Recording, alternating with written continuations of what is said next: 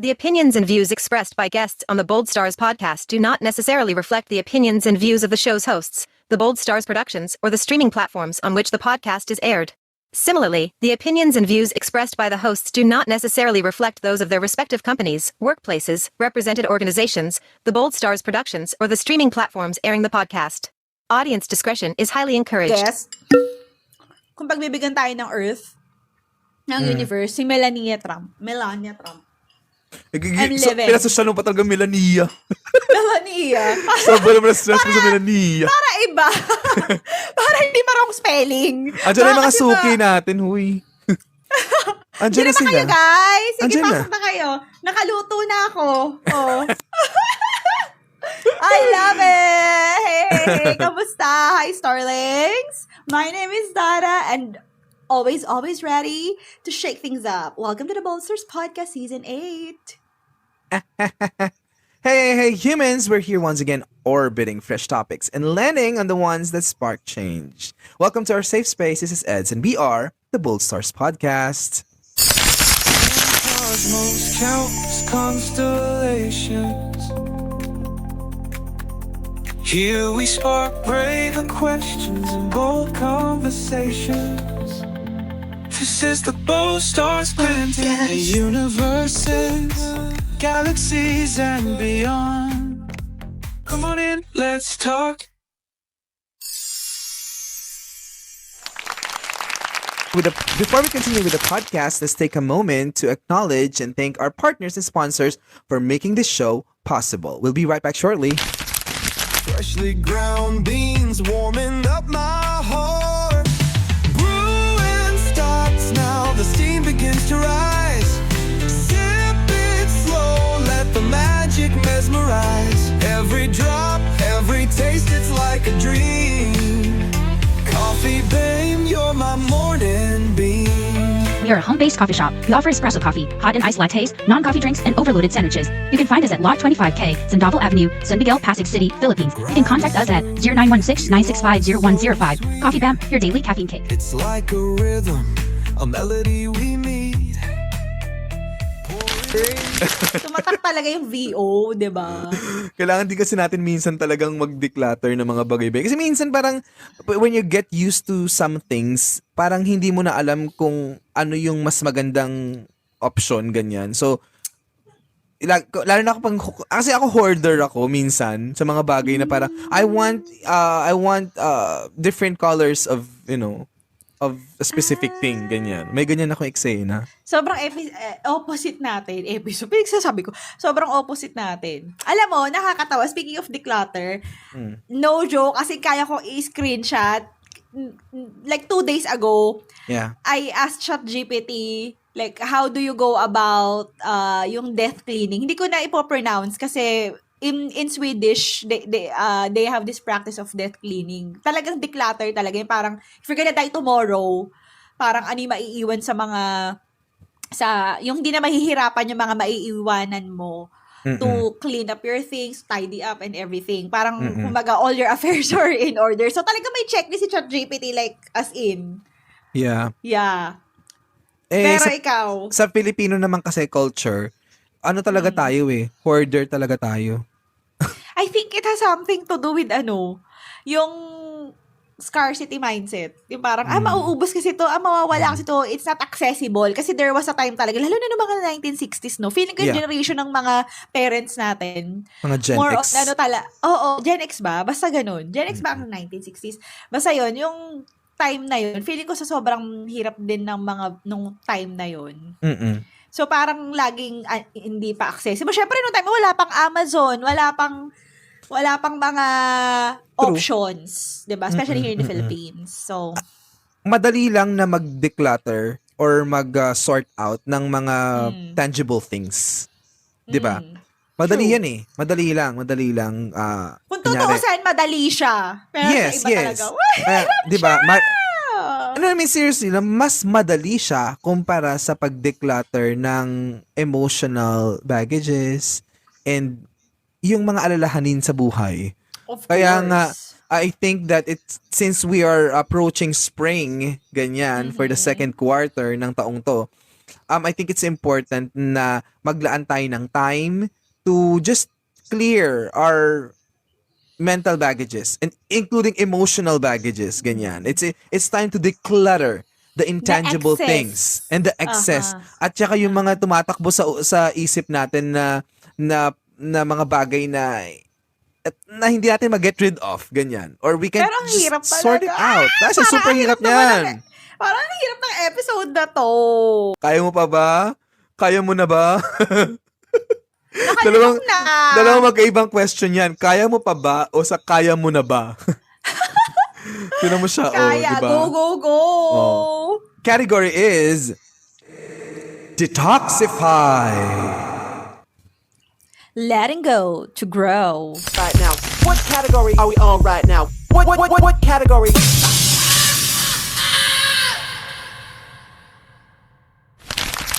You know, we've all heard yung saying na out with the old and in with the new. But how do you actually let go of the old stuff when it's been squatting in your brain for years? Merong mga ideas, merong mga isipin, or meron tayong mga values, kasi values, ganyan. Or meron tayong mga thoughts na nandyan na yan sa isip natin at hindi natin magawagawang i-let go. At naririnig ko yung nakita nyo ba? She's trying to get rid of something. Pero touch tayo ng lip gloss. Pero yun nga, so since ni-let go na ni Daw na yung hawak-hawak niya kanina, I think that one thing that na mahirap na i-let go sa isip ko is yung prejudice talaga toward other people. Prejudice about, like regarding. Sige. Okay, sige. Since, We all have naman kasi. Like, I think it's part of, of the primal instinct na parang you want to keep yourself safe. Kaya, ang hirap siya. Pero ikaw, what's the context? Context to is, minsan, meron na akong mga unpopular opinion about things. Like, for example, as a single person, sa relationship ng ibang tao, I know I do not have the right to comment on other people's relationship or to... But kaya nga, andun lang siya sa isip ko kasi I can't blurt it out. Though there are things na gusto mong sabihin, may mga opinion ka na gusto mong sabihin, but then you just choose to keep it to yourself. I know you guys also had that experience for sure, na may mga bagay kayo na gustong sabihin, pero sige, iaano ko na lang to, sasarilinin ko na lang to. 'Di ba? Kaysa sa ibulalas mo pa kasi you might sound offensive, ganyan. Yeah, there were there were just some things na ginagawa ng mga tao sa relationship nila that I just find weird, and I just find like that's too much. Yun lang. It's more of like mga red flags, ganyan. Parang, More than the red pagka flags. ganito. Even the way Totoo like nga? sabihin ko na nga, even the way they like like, alam mo na parang, kasi, di ba, uncertain naman yung mga relationships, di ba, these days, di ba? Okay. Na parang kahit Sige, nga marriage is just all on naman. paper, di ba? Minsan nga, nagiging clutter na lang yun, tapos pa, di ba? Parang, Uy, saan galing? I'm not trying to, Ayan na nga! no. Let me clarify things. Like, for example, parang, I know that it's nice to flex, your relationship, but parang, minsan parang ang OA na, yung parang, ewan ko ako lang to, akong bitter lang or whatever. Pero parang, ano ba? Parang you can just keep it to below, yourself. guys. You don't have to like, mag-PDA kayo sa social media. Parang, come on. I mean, maybe you're living your best life. Depende talaga. Okay. Depende talaga siguro sa stage or sa pinagdaanan, we could say, ganyan. May nabasa nga ako, sabi dun sa article na parang, susundutan ko lang yung yung ick mo. Feeling ko it's Okay. more of an ick. Siguro, Yung parang, ganun nga. yung some people who would be like noisy on social media, like yung parang kung baga meron kang may an ode to my lover something kind of posts like that. May gano'n kang ick. Sometimes talaga yun yung may alam mong struggling, or it tells more about the face of their relationship more than the love itself. Parang ganyan. Because I don't wanna say more. Kasi nga parang, Yung parang ganito, parang, dapat pala ginas natin si Jeremiah sa na to, episode na to. kasi okay na naman na for example, you just got married, ganyan, tapos you post pictures. It's understandable naman, 'di ba? Na gano'n, na parang okay, you have an event, you celebrate it, ganyan. However, kapag yung feed ko parang puro na lang ikaw, puro na lang kayo, na lahat na ng anggulo ng kiss na gawa nyo na parang ano Hoy! ba?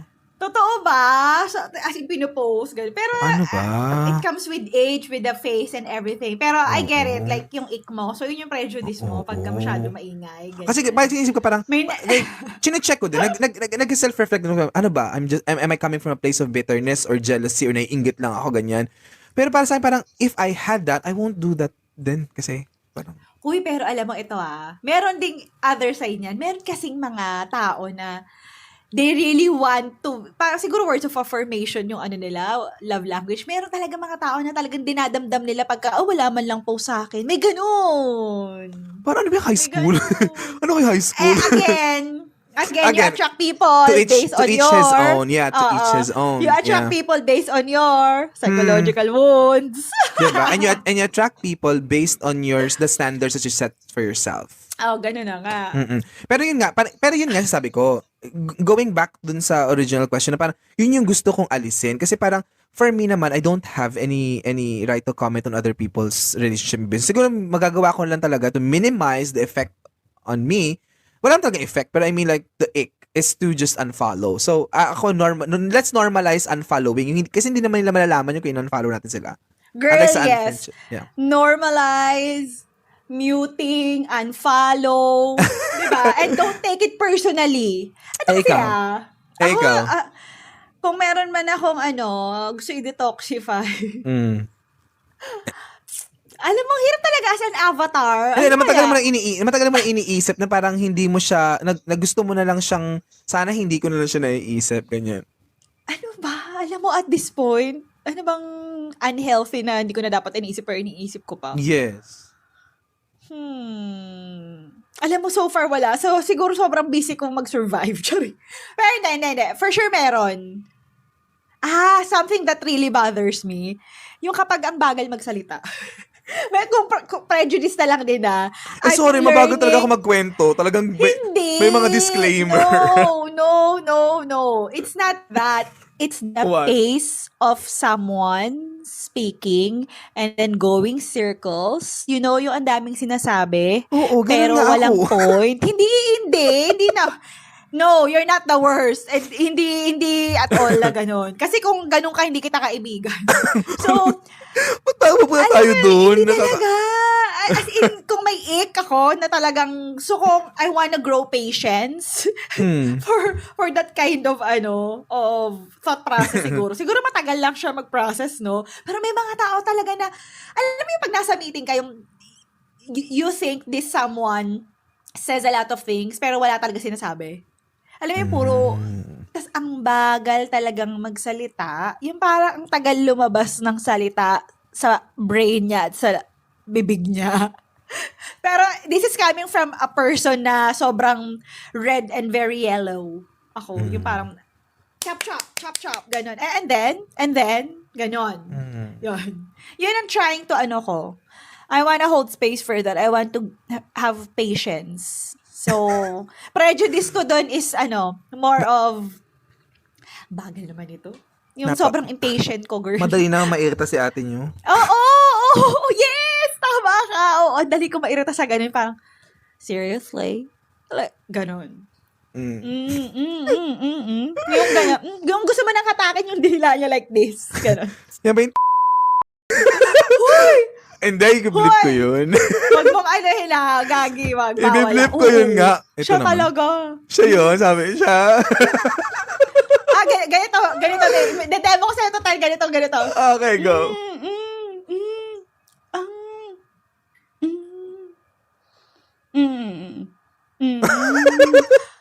Ayun. Tapos, ang atake ko pa, isa-summarize ko yun para lang to sure na, yun ba yung point mo? Sabi ko na nga ba. Kasi, di ba? Parang, ano ba naman? Pwede namang i-chat. Oh, di ba? My God.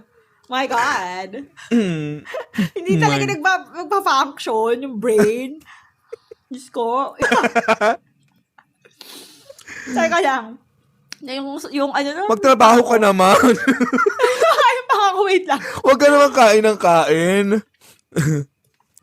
So, eto na nga. Speaking of mga prejudice and yung mga icks natin, do you think we're really capable of mentally and emotionally detox or detach on those baggage? I think kasi yung reprogramming, dahil galing tayo Yeah. sa episode ng reboot and reset. Alam mo yung it takes time to reprogram kasi. Pero, you know, how do you think you're able to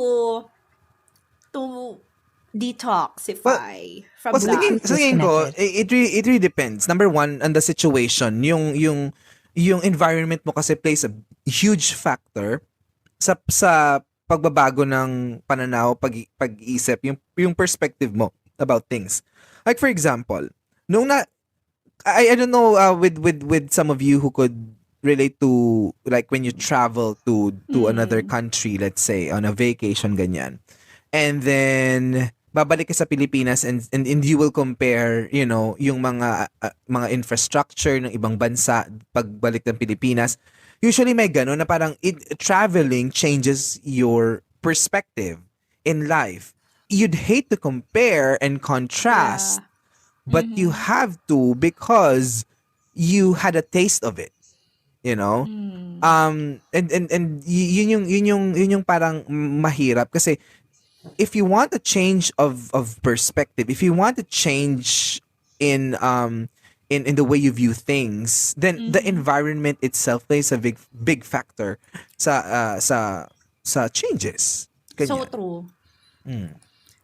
Ang ganda na sinabi mo na especially when you travel. And that's the reason why, for example, if I know someone who's trying to heal from something or, you know, you just want to get a new vibe, I always encourage them like to travel kahit hindi out of the country, kahit ano lang yung different city or more on sa nature kasi somehow when you go out of your comfort zone, you're able to open your eyes. Yung parang may iba ka nakikitang tao, may ibang way of life kang nakikita.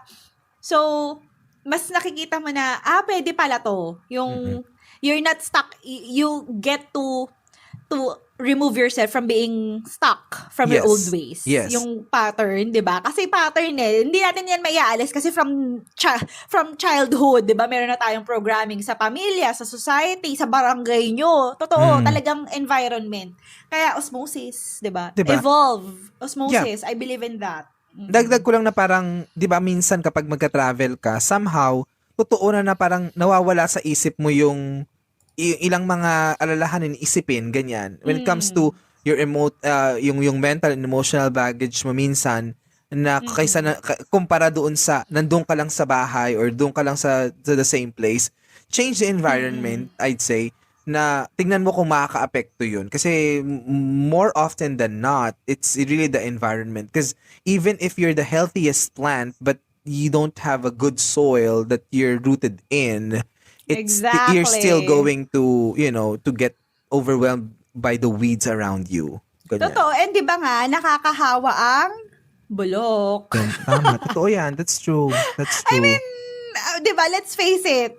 Kaya ang hirap, it might be sensitive. Kaya di ba, yung iba parang if you want to remove bad habits. O sige, I'll just be generic. If you want to remove bad habits, parang alis ka muna dyan sa lugar mo. 'Di ba? I'm speaking from first-hand experience na may mga household na magulo talaga. So parang, try mo muna, punta ka muna sa probinsya or tira ka muna kay ganito, sa ganyan. Kasi talagang ang hirap magbagong buhay na lang. Ang hirap magbagong buhay if you're stuck in the same environment, in the same house, in the same workplace. I agree.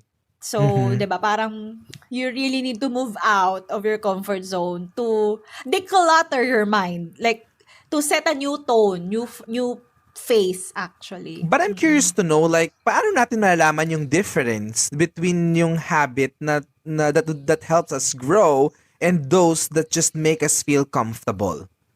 'Di ba? may mga habit na, ginagawa ko to because I know that it's going to make me a better person. Or, may mga habit na you're just comfortable doing it. 'Di ba?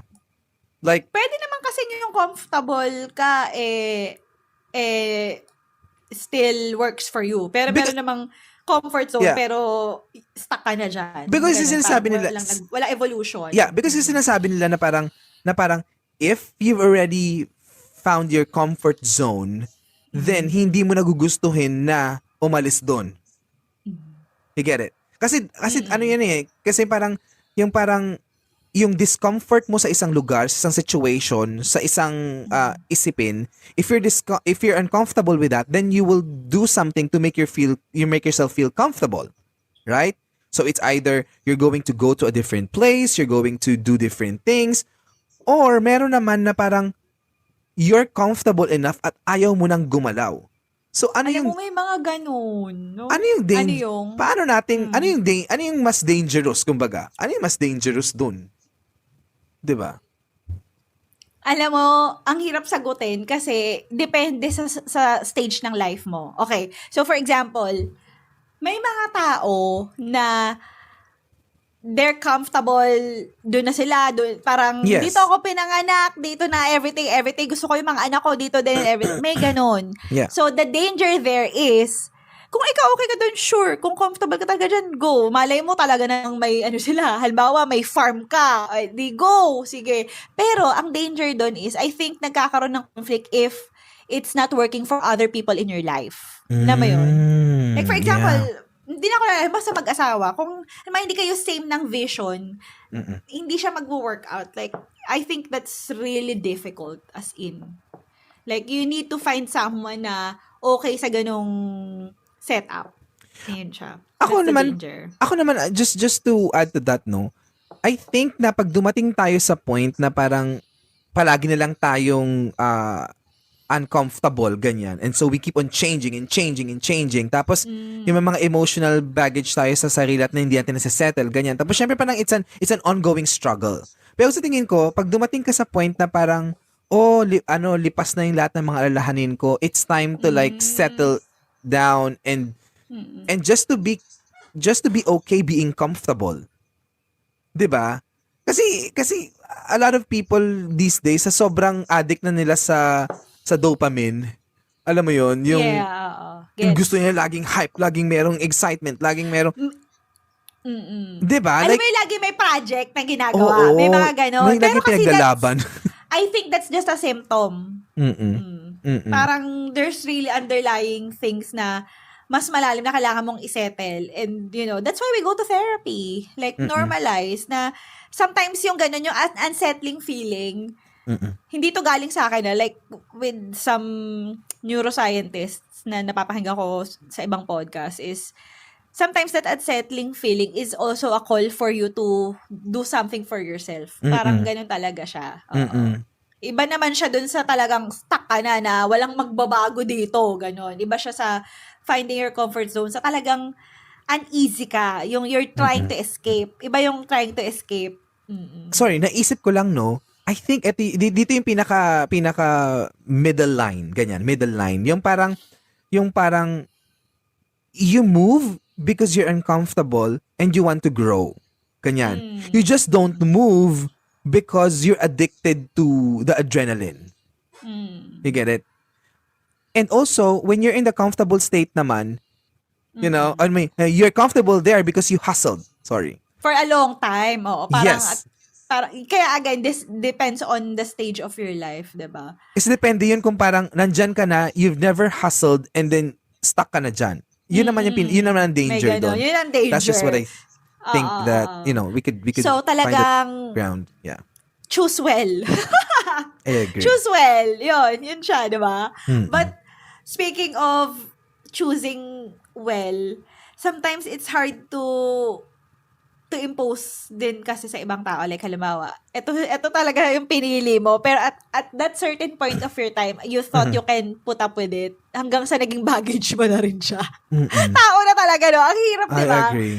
So, Kapag parang, tao na. Yeah. 'di ba, ang hirap niya, parang cargo ko ba 'to? Parang, kasi nga sabi ni Mel Robbins, 'di ba, you cannot tell people to change. It has to come from within talaga. Oo. I just go, but how do you learn? Parang, is there a way or a strategy to cope? I can't find a better word. Pero yeah, or to carry it with grace. Or how do you hold space for that kind of baggage, Well, if you will? kasi parang you'd know if relationship serves you good. You know, there are relationships na ano na lang miscellaneous, yung parang kaya ko na lang mabuhay kahit wala itong connection na to. Parang my life will just go on. Wala ka namang impact sa buhay ko kasi impact. Yung ganyan. Yung parang wala kang purpose. Kumbaga nandyan ka lang. Kumbaga parang Christmas, kuminsan parang may mga tayo sa mga tao sa buhay natin na mga Christmas tree lang. Yung nandyan lang for certain events. Yung ganyan. For certain season, ganyan. Yung parang, kahit naman wala to, okay lang. Parang you won't feel the longing. You won't feel belongingness. Parang, okay lang kung nandyan ka. Kung wala ka, okay lang din. Para ka lang Christmas tree. Speaking of Christmas tree, kung tulad natin ng mga tao sa mga decor and everything, di ba? Kasi declutter natin yung mga decor and miscellaneous stuff, di ba? True. So, pag inisip mo, sometimes, may mga tao talaga na i-allow ng universe na kasama mo for a certain period of time. Kasi may kailangan ka lang ding daanan. But, you don't need to carry that burden na, nag-grow na ako, pero ito, hindi siya kasabay hindi siya kasama sa next chapter. So, meron ganun talaga eh. So, yung mga ganun mabigat siya, pero choose your heart. Parang, do you want to carry the burden na hatakin mo siya mag-grow? Or do you want to carry the grief of that person not coming with you on the next chapter? Maganda yung sinabi mo kasi it reminds us na diba? Yung again, beauty of adult friendships. We get to choose, 'di ba? We get to choose who's going to our next pit stop. Correct. Chapter destination, 'di ba? Consciously, 'di ba? Ay, gusto ko isama tong taong to because I know that marami pa akong matututunan sa kanya at marami pa siyang matututunan sa akin. Madalas hindi natin sinasabi yan, na parang sabi natin, I will be with this person kasi may matutunan ako sa kanya. But we never consider na, may matututunan siya sa akin. Diba? Na parang, Hoy! Go.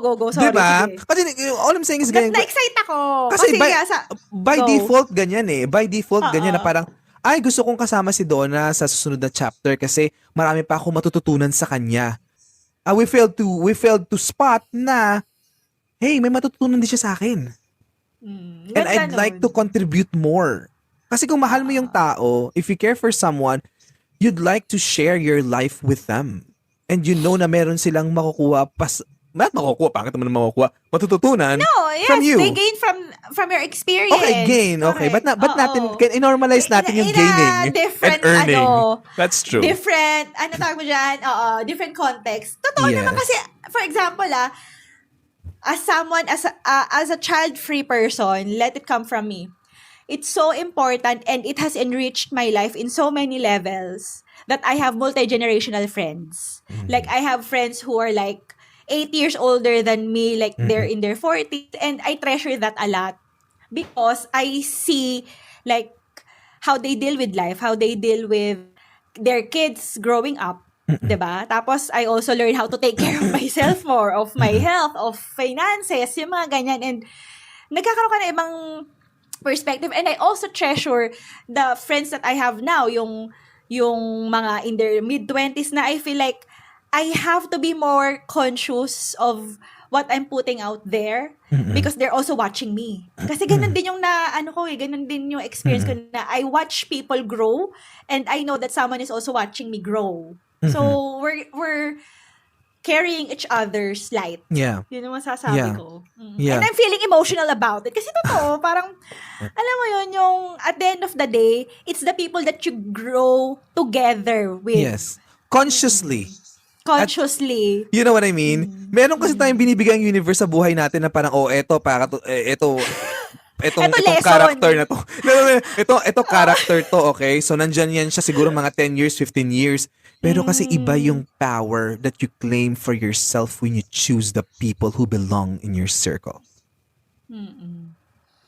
That's Alam mong they will nurture you as well. Yung hindi ka lang bigay ng bigay. Yun naman kasi Yes. yung Hindi it's ka bigay ng reciprocated. bigay. The love is Yes. reciprocated. Yes. So parang mas malalessen yung insecurity mo na parang, ay, bakit si Donna meron siyang friend na 5-10 years na ako 2 years pa lang kayo magkaibigan. And like, no, it's not about the years. It's about the Yes. quality of your investment in a person's Oo. life. And totoo yan ha. Eto, real talk. There are some people in my life that whom I've known less than 5 years na they have opened up a different perspective for Ganda. me.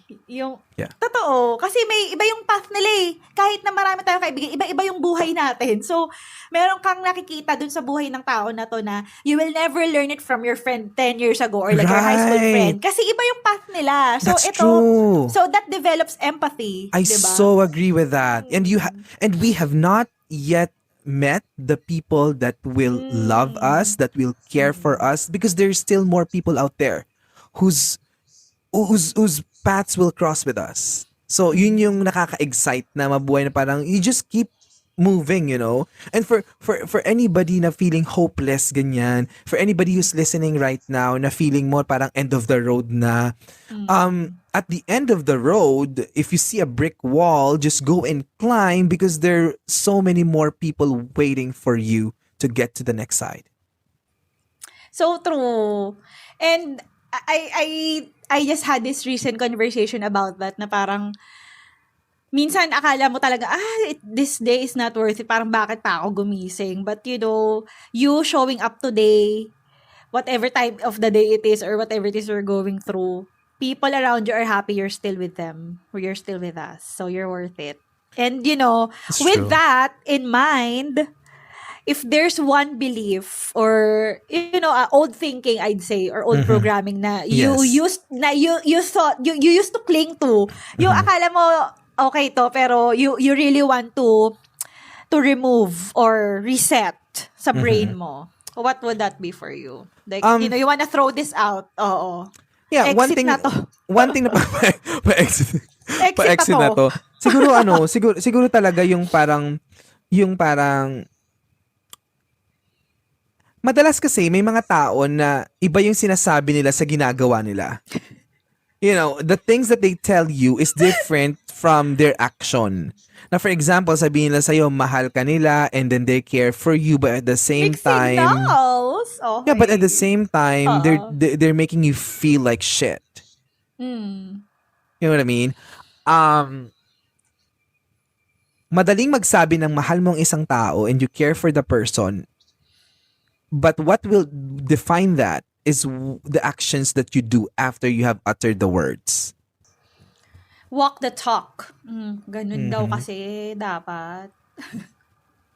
Mahirap talaga kasing maniwala, di ba? Tsaka yung parang feeling mo ginagaslight ka na, hindi naman ganito Parang, di ba? Hindi naman ganito yung pinakita niya, pero ito sinasabi niya. Yung paniniwalaan ko, oo. Yes. True, I get it. Diba? Para din yan sa pag-share ng let's say ng gospel ganyan. Parang we're preaching love, compassion, acceptance, ganyan. But At dahil then nandyan tayo, if there's something, dito, parang gusto ko tong babara ng very light. If there's something then na I really worked on this Alam mo yung dati kasi, syempre growing up in the Christian in an organized religion. Yan, Christian and organized religion. Parang dati, ang basic lang na understanding ko sa gospel na if you do this, God will give you this, like you have to be this, so God will bless you, la la la.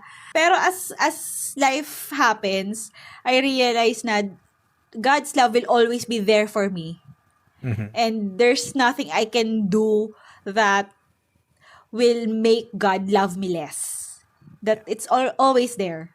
I And it's agree. not just for me. Like in 'di ba, we can say like ito kasi siya kaya ganyan. Yung we always try to find reason na why bad things happen to good people. people. May diba?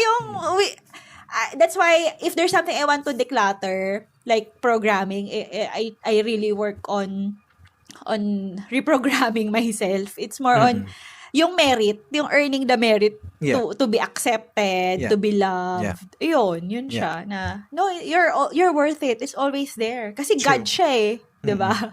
Tao ka lang, mortal ka lang, and you don't need to know every reason. Like Correct, I think it's so egoistic. 'Di ba? And yung eto for those who grew up in a Christian family ganyan. Hindi naman natin trabaho to measure our fellow. You know, hindi natin trabaho yun. We're not the judge. Hindi tayo ang hukom. So leave it to who's in charge of it, 'di ba? The higher power. 'Di ba? I mean, how can we make things easier for people to live their life, you know, more comfortable in this very gruesome world?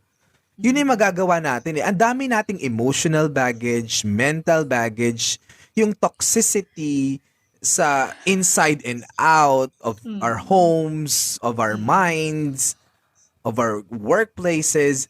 The least thing we could do is to be kind to each other and make our lives more livable. 'Di ba? Huwag na natin pahirapan ng isa't isa. 'Di ba? Totoo yan.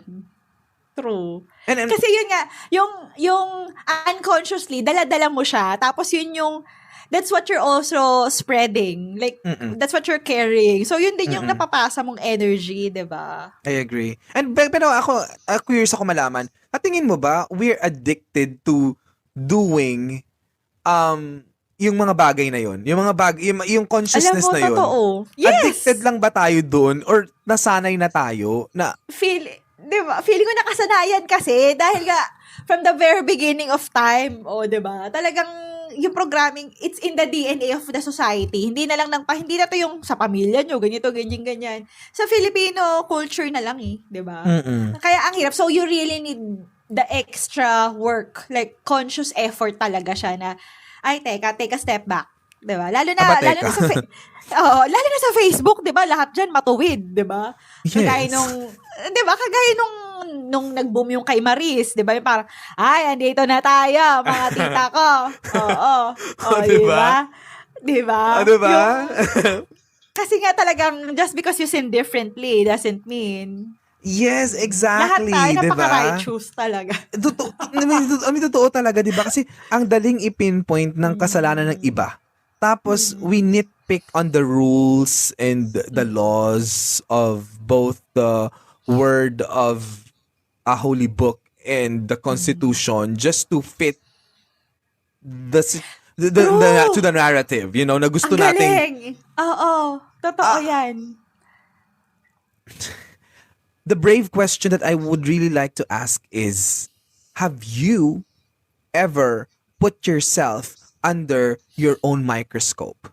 And I hope that sparks a conversation. Yeah. That's why I love journaling. Kasi, sabi nga ni Anne Frank, paper is more patient than people. Ay, ang ganda. I mean, Ang ganda. it just dawned on me, like, while I was doing, I've been journaling for a while. Parang, totoo nga naman, there are many things na you can't even tell. Kahit ako sa asawa ko, parang paulit-ulit naman to. Pero, paper is more patient than people. Kasi, you can only get to know yourself pagka talagang dinisect mo nga naman. Parang, bakit ba ako paulit-ulit? But eto na naman. Or, why do I feel this way? Diba? At higit sa lahat, kung mas busy ka na tignan yung ibang tao and Yun, isa pa yan. Yes. magnifying their flaws, their blemishes and imperfections, I think you will never get to know yourself the way you should. Especially if you're busy with other people's battles. Business and lives, you know what I mean? Ang hirap ng ganun na parang sa sobrang kabisihan mo na tignan yung lente ng iba. You've forgotten yourself. No, seriously. Alam mo, lagi, natatawa ako kasi parang lagi sabi, ay, talagang may bandwidth pa siya sa ganun. Parang, Girl! Oo. Alam mo yung parang, actually nakakaawa kasi if sobrang busy ka na mag-focus sa buhay ng ibang tao, you've forgotten yourself. You know who does that? Like, who's more inclined to that? Yung may fear. Yung they fear their own shadow. Yes. That's why shadow work is Totoo. so important. Kasi if you fear your own shadow, you'll just escape. That's the escape eh. That's why we like to gossip. Tapos Diba? parang sa sobrang pagka-busy mo, you're spending so much time observing other people's growth. Hindi mo namamalayan that you yourself are withering. Totoo din yan. Kaya, kung sabi ni Miley, she can buy her own flowers, I'd say, water your own garden. Totoo your yan. Kasi pangit Be busy. medyo pangit yung water your own flower. Medyo, diba? ano yung water your own Oo. flower? Water your own garden na lang. Garden na lang. Water your own correct. flower. Water your own flower. Ganon. Akin naman water your own kamote sprout. Kasi nga, di ba nagsabi ko sa inyo isang araw, nagtatanim ako ng kamote. Uy, alam mo, meron din akong kawork na ganyan, na talaga nagtatanim din talaga siya, nakaka-happy. Kailangan. Totoo. Kasi kailangan natin. plantito. Totoo, Parang di ba? we're back to the, pandemic time sa plantito, Oo. plantita, yung gano'n, nangungusina. Siguro nga, back to basics. So, ang dapat nyo lang talagang i-observe is yung mga tanim nyo sa garden. Huwag na yung buhay ng iba. Correct. Yun talaga ang pulot Totoo. dyan. Diba? Pero, I mean, ito. Parang, iniisip ko din na parang, kung meron kang parang, isang bagay na sa tingin mo, hindi mo natututukan, o hindi mo naiisip, naibigyan ng, overlook. oo. Ano yun? Meron ka bang isang bagay na parang, sana, meron akong more time to reflect on. Ganyan. Alam mo, hindi ko sasabihin na overlook kasi talagang ramdam ko siya. Siguro Palagi ka pay naman kasi atten- ganyan, ko lang perfect lagi. Never ka na talagang na Siguro lang talaga. Hindi. Una kasi, sabihin na natin, kasi wala akong anak, so I have time for myself. Yun talaga. Like, Me, season 8 the na way I yun, see it. Kita mo yan, season 8 na. oo nga, season 8. Oo, wag ka masyadong perfect. Hindi na tao. Parang I allot time, di ba? Ang aga ko gumigising, tapos ang aga ko na natapos mag-work. So may time talaga akong talagang salamin-salamin, be. Talagang salamin-salamin talaga ako dahil. Pero hindi ko nabibigyan ng more time. More, yeah, Ayun, more time. Ng Yeah, more time. Oo, parang aware ako pero I need more time talaga. Yung akala nila walang alam ko maraming time. Pero may mga naninigli ka talaga. Alam mo, ang motto ko ngayon, na education before entertainment. Yung Ay, ang si ganda. Bakla, lutang na naman sa social media. Yung Doom ganyan, may scrolling. bisyo ko. Oo, yung doom scrolling. Di ba parang, dahil sa haba ng January, parang feeling ko, naka-functional freeze ako doon na parang gagawin ko lang to, ganyan. So parang di ko natututukan yung gusto ko pang gawin to, I want to learn something new, yung mga ganda. ganyan. Yung more on learning, yun. Yun yung gusto Magandang kong... realization yan. I'm Kasi so proud nasabi of sa you. inyo I have time, pero sa time mo, ano ba yung, saan mo ba nilalaan yung time mo? Yun siya. So, paglaanan ng time, yun. Ako naman, as tingin ko na kailangan kong mas pagtuunan ng pansin and invest in is to step outside. Maglakad sa labas, galing. discover the place. Yesterday, I went to this market. They call it souk. So yung I souk love na that to for is you. it's a Moroccan market. And if you're going to do your research, like I think it's Agadir, I'm not very sure, pero yung souk dito sa Morocco, at sila ay very famous na inspiration ng Aladdin. Yung market sa Aladdin.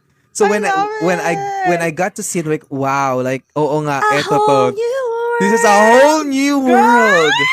Yeah, this is a whole new world. Like parang andun lahat ng mga the way locals live their lives, they move, they just live in the present. Yung ganyan. So parang I love it. so na-happy ako. And then pumunta din ako sa isang mosque, the Hassan Mosque in Casablanca. It's oh my gosh.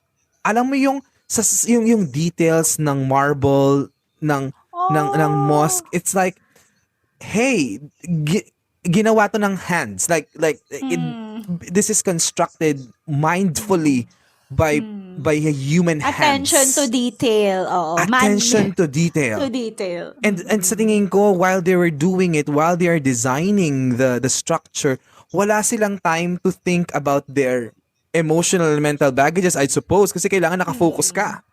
And I think we need to learn how to focus on the most essential things in the present.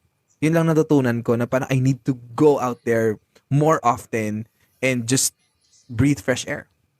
Ganda. I love that for you. Girl, embrace mo na. Tsaka ang sarap-sarap magpaka-main character ka dyan, Mi. Totoo, kailangan Mag-field magka-main trip ka character. dyan. Tama. Oo. Yes. Umaura-aura ka dyan, Mi. Dahil I-live mo yan. Gusto ko At yun. dahil mag-field trip tayo, di ba? So, Oo. marami tayong plans I sa love mga coming it. I'm so excited for your weeks. 2025, actually. Yes, Like, same. saya. Saya, no?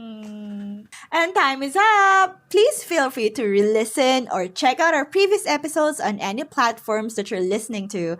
We're sure you'll find the perfect company at any time of the day because good conversations never go stale. And we value your opinion in our podcast topics and would love to feature your insight in upcoming episodes. You can leave a comment in our social media posts, participate in our polls and Q&A on Spotify, or send us a message at theboldstars@gmail.com. Right now, what category are we on right now? What category?